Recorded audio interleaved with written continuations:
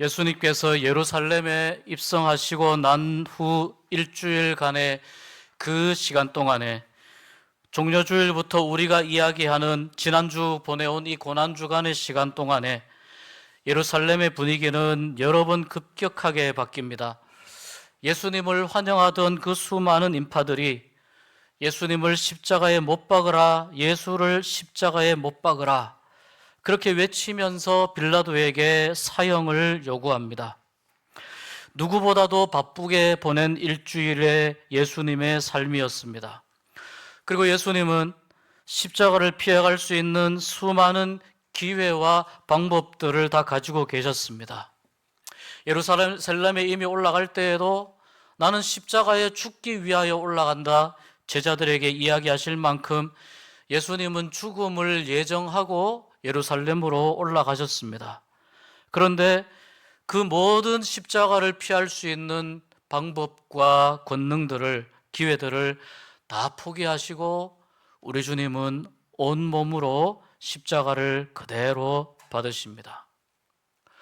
목요일 밤 제자들과 함께 유월절 마지막 만찬을 하고 겟세마네 동산에서 피가 땀이 될 정도로 간절하게 기도하신 후에 병졸들 앞에서 앞서서 나오는 간사한 가룟 유다의 미소를 바라보며 그의 입맞춤 신호에 따라 수많은 로마 군인들이 예수님을 체포합니다.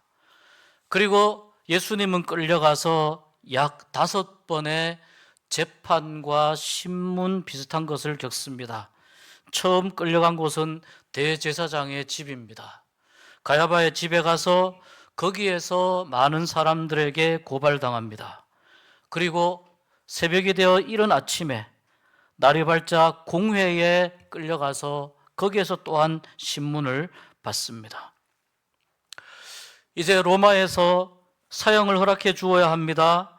유대인들과 대제사장들과 이 지도자들이 로마의 총독인, 유대 총독인 빌라도에게 예수님을 끌고 갑니다.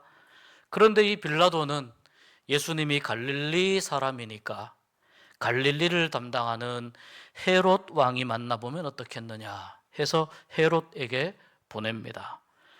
헤롯은 이 사건은 예루살렘에서 일어난 사건이므로 빌라도의 관할이니 빌라도 당신이 맡는 것이 좋겠소. 다시 예수님을 빌라도에게 보냅니다.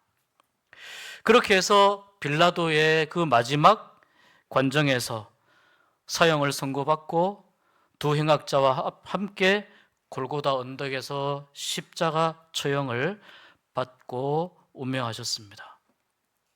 골고다 언덕에는 예수님의 십자가를 포함해서 3개의 십자가가 세워져 있습니다. 가장 가운데 세워진 십자가를 주목합니다. 사람들이 알기로 그는 목수의 아들이었습니다. 평범한 목수의 아들이었지만 인류를 구원하기 위해 이 땅에 오신 하나님의 아들이라는 사실을 알고 있는 이는 거의 없었습니다. 예수님이 이 땅에 머물 동안 그 누구에게 어떤 해악을 끼친 일도 없었습니다.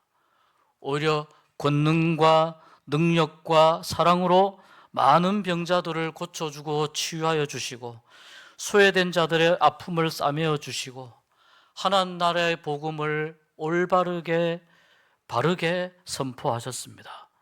그런 예수님이 왜 십자가에, 그것도 가장 가운데 십자가에 처형되셔야 했을까요? 성경을 근거로 하면은 몇 가지 정황들과 이유들이 발견됩니다. 첫 번째는 사람들의 시기와 질투 때문입니다. 예수님께서 하나님 나라를 선포하고 말씀하시며 큰 기적을 베푸실 때에 많은 사람들이 예수님을 따라오고 예수님을 좋아했습니다. 그런데 예수님에게로 관심이 가게 되자 자기들의 영향력이 약해지고 지금까지 누려오던 많은 기득권을 포기해야만 하는 그 현실에 놓인 사람들이 있었습니다. 대제사장들, 유대인의 지도자들, 또 서기관들, 바리새인들, 백성의 장로들, 이런 사람들이 예수님 때문에 우리의 영향력이 약해진다라고 생각을 하게 됩니다. 뿐만 아니라 예수님께서 당시에 그러한 종교 지도자들이 걸어가고 있는 잘못된 그 신앙의 길을 주님이 신랄하게 꾸짖으셨는데, 이미 벌써 사람들의 신뢰와 인기가 떨어진 이 종교 지도자들이 기분이 나쁘고 속이 상해서 예수님에게서 흠을 찾으려고 애를 썼지만 찾을 수 없었습니다. 예수님과 자기 자신들을 비교하면서 시기를 하게 되고 질투하게 되고, 또한 자신들을 향한 예수님의 그 선포 때문에 분노하게 되고 예수님을 미워하게 됩니다. 대제사장들과 유대인의 종교 지도자들은 그러한 자기들의 속마음을 감추면서도 백성들에게는 이렇게 이야기합니다. 백성들이 원하는 메시아가 예수님이 되어야 되는데 예수님은 메시아가 되지 않을 것이다. 백성들에게 그렇게 이야기하며 일종의 배신감을 가지게끔 했습니다. 그런데 반대로 빌라도에게는 이 사람은 유대인의 왕이기 때문에 로마에 대해서 반역을 꾸미고 있다고 정치적 반역자라고 하는 누명을 씌웁니다. 이렇게 대제사장들과 유대인의 이 종교 지도자들이 그 상황에 따라서 예수님을 사형으로 몰고 가기 위한 그러한 여러 다양한 상황들과 방법들을 사용을 하게 되었습니다. 그 가운데에는 사람의 내면에 숨겨져 있는 본능적인 감정을 계속해서 자극을 하게 되었습니다. 유대인들에게는 자신이 하나님의 아들이라고 말한다고 하니 이것은 하나님을 모독하는 행위다라고 이야기하며, 이런 사람은 우리 율법에 의하면은 죽어야 된다, 유대인들에게 이야기한 것이죠. 그래서 예수님은 그래서 이 종교 지도자들은 예수님이 스스로 왕이 되려고 한다는 이 누명을 씌워서 빌라도에게 데리고 갔고, 빌라도는 예수를 신문한 후에 예수님에게 사형에 해당하는 죄가 없음을 알고 놓아주려 했지만 유대인들이 강력하게 요구하며 또 빌라도 자신의 정치적인 영향력이 약해질 것을 두려워한 이러한 여러 복잡한 상황들과 정황들 가운데에서 예수님의 십자가형이 결정이 되는 것입니다. 이렇게 사람들의 감정과 당시의 여러 복잡한 상황들과 자신이 처해 있는 입장에서의 여러 다양한 생각들로 인해서 예수님을 사형으로 몰아간 측면이 하나 있습니다. 그러나 이것보다 더 중요한 것은 예수님의 십자가의 죽음은 하나님의 오래전 계획이었기 때문에 우리 주님은 순종하시기 위해서 십자가를 맞이하셨다는 겁니다. 성경을 이루기 위해서 주님은 십자가를 지셨다는 겁니다. 오래전부터 성경에 예언되어 있었기 때문에 그 말씀을 지키기 위해서 십자가를 마다하지 않으셨다는 겁니다. 예수님의 처한 상황은 위에서 말씀드린 것과 같이 복잡했습니다만, 그러나 그럼에도 불구하고 하나님의 아들이신 예수님은 얼마든지 십자가를 피할 수 있었습니다. 예수님을 잡으러 군병들이 왔을 때 예수님의 제자 중 한 사람이 베드로가 칼을 들고 군병 중 한 사람의 귀를 쳐서 떨어뜨리죠. 그때에 예수님께서 그 떨어진 군병의 귀를 붙여서 고쳐주시며 말씀합니다. 너는 내가 내 아버지께 구하여 지금 12군단 더 되는 천사를 보내시게 할 수 없는 줄로 아느냐.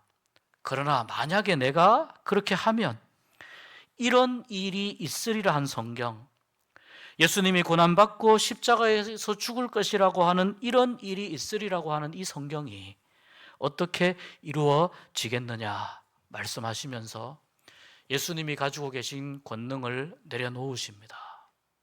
포기하십니다. 그리고 십자가의 길로 걸어가십니다. 예수님께서 십자가에 달리신 가장 중요한 이유는 또 한 가지 있습니다. 우리를 너무나 사랑하시기 때문입니다. 예수님이 십자가에서 죽지 않으시면 우리가 살 길이 없기 때문입니다. 우리가 어떤 방법을 써도 예수님의 생명, 우리를 대신해서 죽으시는 예수님의 대속의 죽음이 없이는 우리가 살아날 방법이 없기 때문입니다. 이 방법 말고는, 예수님이 십자가에서 처참하게 죽으시는 이 방법 말고는 사람들을 살릴 수 있는 어떤 방법도 존재하지 않았기 때문입니다. 그래서 예수님을 희생해서 예수님을 믿는 이들로 하여금 온 인류를 구원하는 것이 하나님의 뜻임을 우리 주님은 알고 받아들이셨습니다. 그래서 주님이 말씀합니다. 내가 온 것은 섬기려 하고 자기 목숨을 많은 사람의 대속물로 주려 합니다. 예수님의 목숨을 많은 사람의 대속물로 주기 위해서라는 것입니다. 지난주 말씀처럼 세례 요한이 그 예수님을 보면서 가슴 깊은 속에서 탄식처럼 울려 나오는 이야기로 고백을 합니다. 보라, 세상 죄를 지고 가는 하나님의 어린 양이로구나. 가운데에 못 박혀 계신 예수님을 바라보면서 한편 강도에게로 시선을 조금 옮겨보겠습니다. 이 강도는 비웃는 행악자라고 부르겠습니다. 예수님의 양편에 두 죄수가 같이 십자가에 달렸습니다. 그들은 자기의 죄값을 치르고 있었습니다. 그런데 이 비웃는 행악자는 울분을 터뜨립니다. 고통 속에서 괴로워합니다. 예수님에게 이렇게 비아냥대면서 이야기합니다. 네가 그리스도가 아니냐? 너와 우리를 구원해 보아라. 네가 그리스도가 아니냐? 죽은 사람도 살리고 불치병도 고쳤던 그리스도가 아니냐? 너와 우리를 구원해 보아라. 이 비웃는 행악자가 바라는 구원은 고통스러운 이 십자가에서 지금 당장 내려가는 것이었습니다. 이 수치스러운 십자가를 벗어나는 것이었습니다. 그러나 그는 자기의 죄값을 치르고 있었다는 사실을 기억해야만 합니다. 여러분, 오늘날 많은 사람들이 이 죄수처럼 십자가 고통을 외면하고 십자가 고통이 없는 구원을 갈망하는 이들이 있습니다. 그것은 구원에 대해서 충분히 이해하지 못하는 것입니다. 예수님이 왜 십자가를 지셔야만 했습니까? 십자가에 고통이 있어야만 죄값을 치르기 때문이었습니다. 그 고통을 겪으셔야만 참된 구원을 이룰 수 있었기 때문입니다. 그래서 십자가 없는 구원은 이야기가 말이 안 되는 것입니다. 예수님의 인기가 절정에 이르렀을 때 예수님 제자들에게 예수님이 이렇게 말씀했습니다.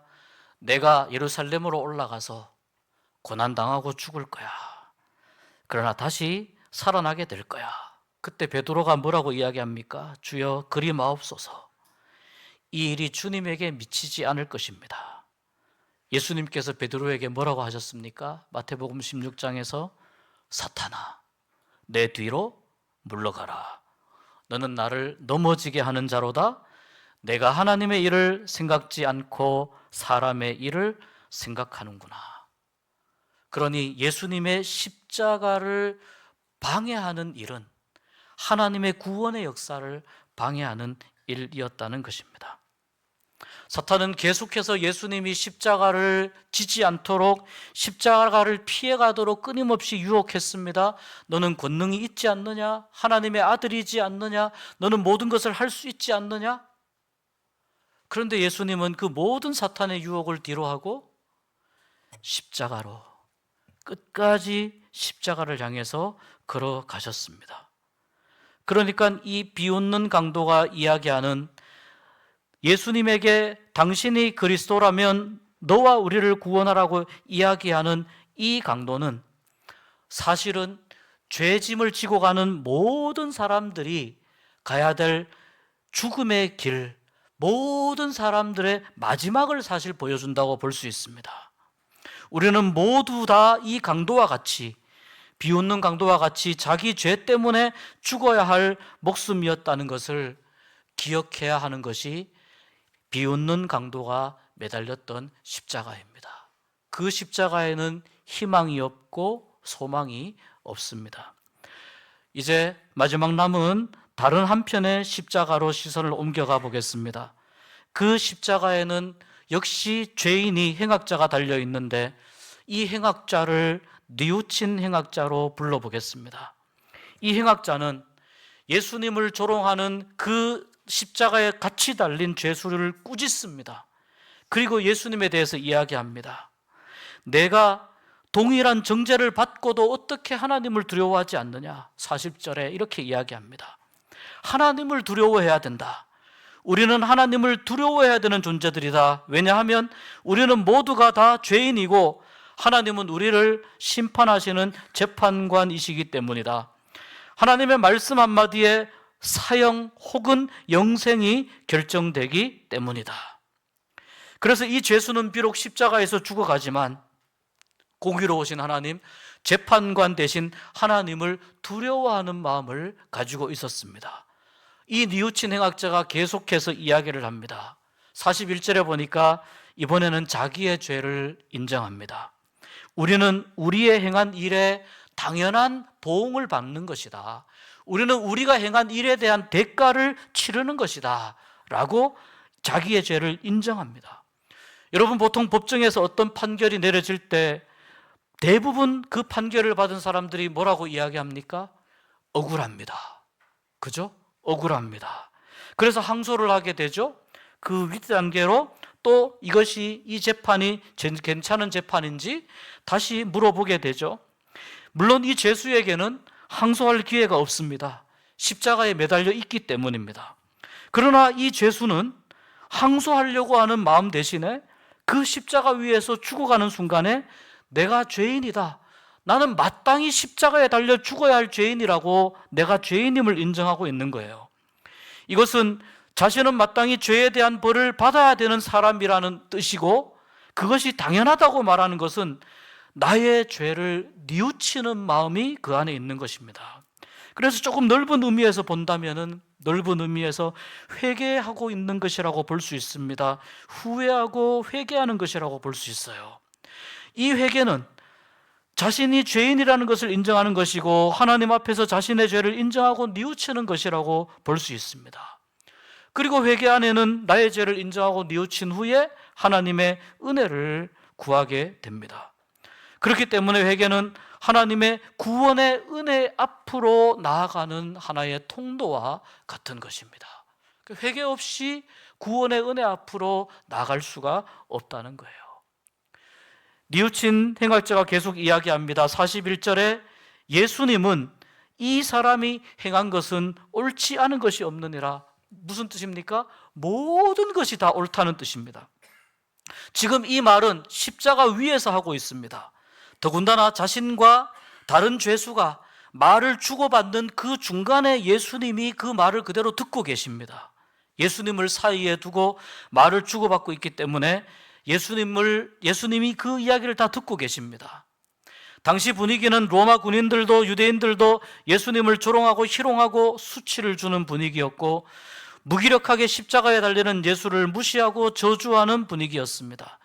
결국 아무 힘도 쓰지 못하고 저렇게 죽어갈 거면서 왜 그렇게 사람들에게 마치 영웅이나 메시아가 되는 것처럼 굴었느냐, 이런 분위기로 사람들이 예수님을 힐난하면서 조롱하면서 지켜보았습니다. 그러나 십자가 밑에서 자신을 쳐다보며 조롱하는 그 무리들 앞에서도 예수님은 변함없이 의연한 모습을 지키셨습니다. 그 예수님을 보면서 자신이 예전에 들어왔던 예수님에 대한 말씀이 생각나는 겁니다. 예수라는 분이 있는데 이런 분이고 이런 분이고 이런 분이라는 이야기를 들었다는 거예요. 그 말을 생각해 보니 지금 저 수많은 군중들이 예수님을 조롱하는 게 잘못되었다는 거예요. 예수님은 옳은 분이라는 거예요. 왜 옳은 분을 십자가에 못 박았느냐고 이 죄수가 이야기를 하고 있는 겁니다. 십자가에 못 박히시면 안 되는 분이 십자가에 못 박혀 계신다고 이 죄수가 자기의 죄를 뉘우치면서 주님께 이야기하고 있는 것입니다. 그러면서 42절에 이렇게 주님께 부탁합니다. 예수여, 당신의 나라에 임하실 때에 나를 기억하소서. 예수님의 나라는 어떤 나라입니까? 이 땅에 제국을 건설하는 나라입니까? 로마와 같은 대제국보다 더 위대한 페르시아와 같은 바벨론과 같은 그러한 제국을 건설하는 나라입니까? 그 어떤 인간의 나라보다 가장 강하고 가장 완전하며 진정 구원받은 자들만이 들어갈 수 있는 그 나라가 바로 이 주님이, 나와 함께 십자가에 달린 예수님이 들어가실 그 나라라고 하는 걸 이 죄수가 알게 되었습니다. 그래서 이 죄수가 확신합니다. 죽더라도, 십자가에서 죽더라도 주님이 들어가실 그 나라가 영원하다면, 예수님께 나의 생명을 의탁하면, 나의 모든 것을 부탁하면 죽더라도, 죽음 이후에라도 예수님의 나라에 나도 들어갈 수 있겠구나 믿게 되었다는 겁니다. 예수님이 만왕의 왕이고 참 신이라는 것을 늦었지만 이 죄수는 십자가 위에서 죽어가는 순간에 그것을 확인하게 됩니다. 회심하게 됩니다.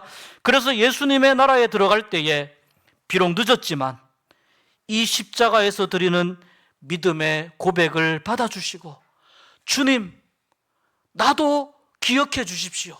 나도 그 나라에 들어갈 수 있게 기억해 주십시오. 주님께 간구했습니다.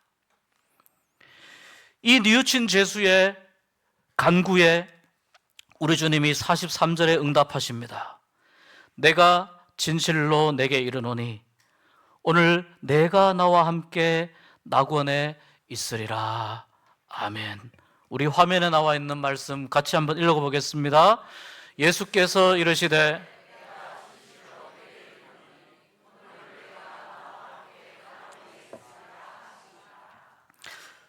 뉘우친 죄수가 들었던 이 위로의 말씀이, 이 구원의 말씀이 여러분에게 그대로 임하는 능력이 되어 여러분의 구원을 확신하는 그러한 말씀의 근거가 될 수 있기를 주의 이름으로 축복합니다. 십자가상에서 예수님이 하신 7마디의 말씀 중에 한 말씀으로 기억되는 말씀입니다. 다른 죄수들보다 더 고통을 당해서, 더 힘든 신문을 당해서 이제 우리 주님이 기력이 다하셨습니다. 운명하실 그 순간에 자신을 향해서 저는 죄인입니다. 그러나 주님은 옳은 분입니다. 나는 십자가 위에서 죽어도 마땅하지만 우리 주님은 그럴 뿐이 아닙니다. 우리 주님의 나라는 영원합니다.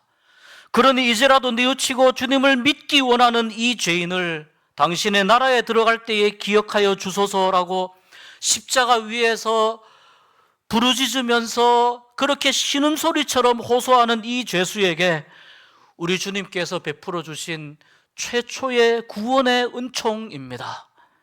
오늘 내가 나와 함께 낙원에 있으리라. 여러분, 무슨 뜻입니까? 모든 사람이 다 죄를 범하여 모든 사람이 다 십자가를 지고 모든 사람이 다 하나님의 나라에 들어갈 수 없지만, 십자가와 같은 죽음의 틀을 짊어지고 살아가지만, 그러나 주님을 믿을 때 그 십자가가 벗어지고 구원의 은총을 얻게 된다는 말씀입니다. 그래서 이 죄수는 어떻게 보면은요, 우리 주님 십자가의 보혈로 인해서 하나님 나라에 들어갈 공식적인 약속을 받은 첫 번째 주자가 되었다고 볼 수 있습니다. 얼마나 큰 영광입니까? 가장 처참한 죽음으로 남을 수 있었으나 그 마지막 순간 예수님을 바라봄으로 인해서 구원의 약속을 받는 가장 놀라운 인생 역전에 가장 놀라운 하나님의 은혜를 누리는 사람이 되었다는 것입니다. 주님은 아셨습니다. 모든 사람들은 눈에 보이지는 않지만 십자가라는 형틀을 다 짊어지고 살아간다는 것을 주님은 아셨습니다. 시간의 차이는 있지만 모든 사람들은 그 십자가로 인해 조금씩 죽어가고 있다는 것을 우리 주님은 아셨습니다. 그러나 아무도 그 십자가에서 언제 죽을지, 어떻게 죽을지, 모른 채로 살아가는데 더욱 놀라운 것은 십자가가 자신을 죽이고 있다는 사실을 알지 못한 채 세상의 향락에 빠져서 살아가고 있다는 것을 우리 주님은 아셨습니다. 안타깝게 여기셨습니다. 그러나 주님은 십자가를 지심으로 모든 인류가 가야 할 십자가의 죽음의 길이 얼마나 처참하고 고통스러운지, 예수님이 지지 않았으면 모든 사람이 그렇게 십자가를 지고 고통스러운 길을 가야 한다는 것을 우리 주님이 대신 보여주셨고, 그 십자가 위에서라도 주님을 찾으면 구원의 은총을 얻게 된다는 것을 보여주셨습니다. 오늘은 부활주일입니다. 영어 속담에요, No cross, no crown이라는 말이 있습니다. 희생과 고통 없이는 영광이 없고 고난 없이는 승리가 없다, 이런 뜻입니다. 십자가 없이는 영광이 없다는 말입니다. 십자가 없는 면류관은 거짓말이요, 십자가 없는 부활도 거짓말이라는 말입니다.